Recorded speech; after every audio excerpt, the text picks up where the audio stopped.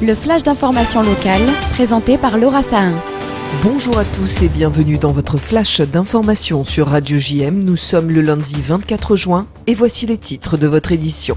Après l'effroi et l'indignation suscités par les injures, menaces de mort et viols en réunion sur une enfant de confession juive âgée de 12 ans, un appel à un sursaut républicain était organisé hier matin par le collectif du 7 octobre aixois. La co-organisatrice de l'événement, Sabrina Aouizerat, dresse un constat d'échec sur la situation alarmante pour les élèves juifs scolarisés dans les écoles publiques. Des propos recueillis par Magali Barthès. C'est vrai qu'on voit dans notre entourage des gens, dès le plus jeune âge en fait, j'entends même des histoires dès la primaire de harcèlement parce que juifs.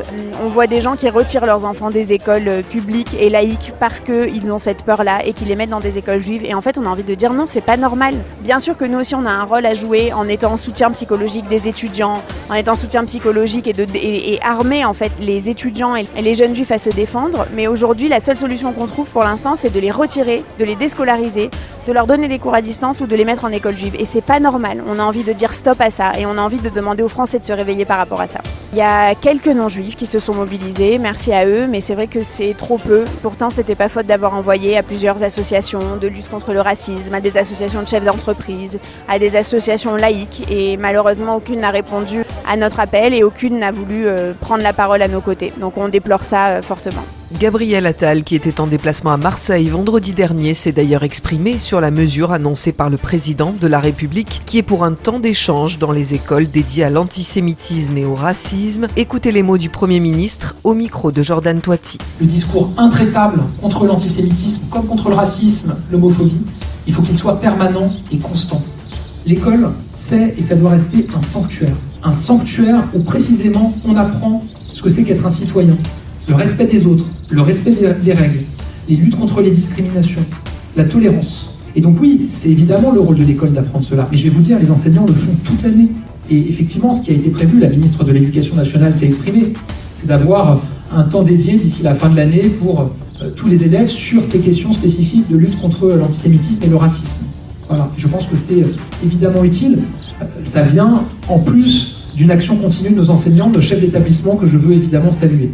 Changement de cap à l'extrême droite, l'abattage rituel sans étourdissement pour produire de la viande cachère et halal sera conservé en cas de victoire du Rassemblement national. C'est ce qu'a annoncé un cadre du parti, Sébastien Chenu, hier chez nos confrères de Radio J. Un nouveau rassemblement citoyen ce soir pour condamner la hausse de l'antisémitisme. Après Paris et Nice hier, c'est Marseille par la voix du CRIF Marseille-Provence qui se rassemble à 18h30 devant le palais de justice. Fabienne Bendayan, présidente de cette institution, appelle à interpeller les consciences. Je crois que aujourd'hui les Français n'ont pas compris que la lutte contre l'antisémitisme ne concerne pas la communauté juive, mais concerne la communauté française dans son ensemble. S'attaquer à un juif, c'est s'attaquer aux valeurs de la République. Quand il y a un citoyen de confession juive qui est attaqué, et dans des circonstances qui sont innommables, le viol d'une enfant de 12 ans au nom d'une cause palestinienne dévoyée, ça démontre effectivement qu'il y a urgence à un sursaut républicain. Et l'objectif de ce rassemblement, c'est précisément d'interpeller. C'est un rassemblement citoyen, soucieux effectivement qu'on puisse aujourd'hui pouvoir vivre en paix en France. C'est bien là l'enjeu et il faut que chacun mesure la gravité de la situation. Que la France de demain sans les Juifs, ça ne sera pas la France. Une grève des chauffeurs VTC a démarré ce matin à Marseille depuis la gare Saint-Charles jusqu'à l'hôtel de ville en passant par la préfecture. Ils manifestent contre les conditions de travail imposées par les plateformes. Les chauffeurs des VTC plaident également pour obtenir une autorisation spéciale pendant les Jeux Olympiques pour emprunter les voies de bus et éviter les embouteillages. En football, score nul et vierge entre la France et les Pays-Bas à l'Euro. Analyse de la rencontre et des résultats de la compétition avec notre journaliste sportif Jordan Toiti. 0-0 entre les Français et les Hollandais. Face à un Pays-Bas qui a fermé le jeu, les Français n'ont pas pu faire mieux que le match nul lors de leur deuxième match dans cet Euro. Sans leur capitaine Mbappé, les joueurs de Didier Deschamps ont manqué de réalisme, un constat partagé par le sélectionneur au micro de Smaïl Bouabdella. Sur un match de très haut niveau, c'est vrai que le seul regret aujourd'hui, c'est l'efficacité, parce qu'on a eu au moins 5 occasions franches. On aurait pu prendre l'avantage, même si les Pays-Bas en ont eu 2 ou 3 aussi. C'était de nouveau un un match avec une très grosse intensité, une équipe des Pays-Bas qui était beaucoup plus prudente que d'habitude, et d'avoir autant d'occasions et de pas marquer, voilà, c'est le seul regret que j'ai ce soir.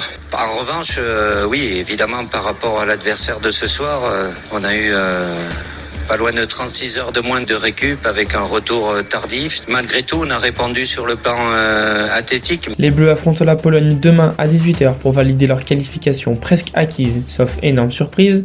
Dans les autres résultats, l'Allemagne et la Suisse qualifiées pour les huitièmes de finale, tout comme l'Espagne et le Portugal. La météo aujourd'hui est de 21 degrés ce matin et jusqu'à 24 degrés cet après-midi sur notre belle cité phocéenne. Je vous donne rendez-vous à 13h avec notre journal spécial consacré aux élections législatives. Je reçois aujourd'hui Lionel Royer-Perrault, candidat Renaissance dans la 6e circonscription des Bouches-du-Rhône. Et puis Fabienne Bendayan, présidente du CRIF Marseille-Provence, viendra nous parler plus longuement du rassemblement organisé ce soir devant le Palais de Justice pour appeler à lutter contre l'antisémitisme. À tout à l'heure sur le 90.5. Et puis n'oubliez pas notre émission exceptionnelle ce soir de 19h30 à 21h en direct et en public sur notre antenne, où je recevrai le président de la région Sud, Renaud Muselier, et le maire de la ville de Marseille, Benoît Payan, à 6 jours du premier tour des élections législatives. Tout de suite après ce journal, c'est l'Instant Mag de Magali Barthès. La manifestation organisée par le collectif du 7 octobre Aixois a rassemblé hier 350 personnes pour dire non à la haine et à l'antisémitisme et pour défendre les valeurs humaines. Magali Barthès était présente place de la Rotonde. Reportage à suivre. À tout de suite sur Radio JM et très belle journée à tous. Vous venez d'écouter le flash d'information locale présenté par Laura Sahin.